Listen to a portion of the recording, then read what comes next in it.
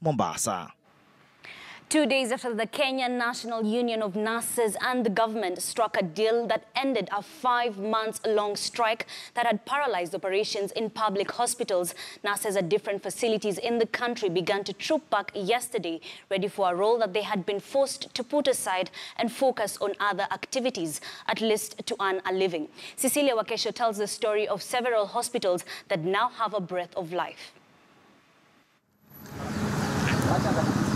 Nurses at different hospitals in the country began to resume work, with a majority of them enthusiastic. They are going back to work after being on strike for 151 days before yesterday's announcement that ended the strike.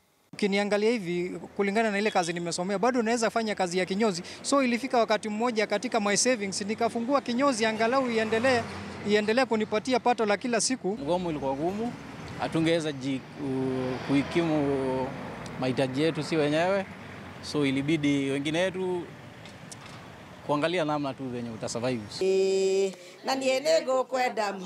A majority of the nurses seemingly eager to play their role, although the better part of today was spent in consultative meetings, cleaning of wards as well as counter-checking their tools of trade. The nurses, whose demands included a 7.6 billion shillings annual collective bargaining agreement, have had to cede some of their demands to almost half.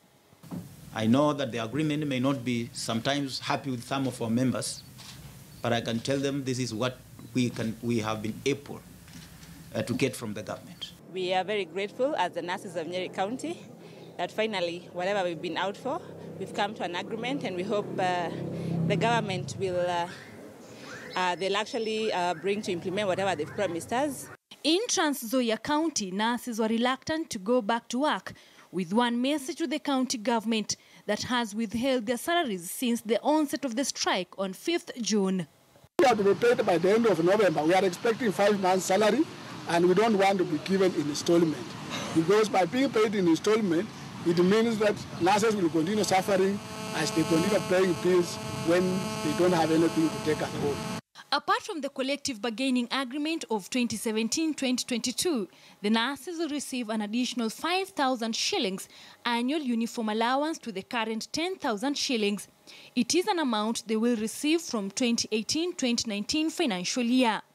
3,500 shillings nurses service allowance will also be increased each year to the current 20,000 shillings annual allowance. The current risk allowance of 3,850 per month is, however, yet to be negotiated. We say pole for our patients, and we really miss them so much. Cecilia Wakesho, KTN News.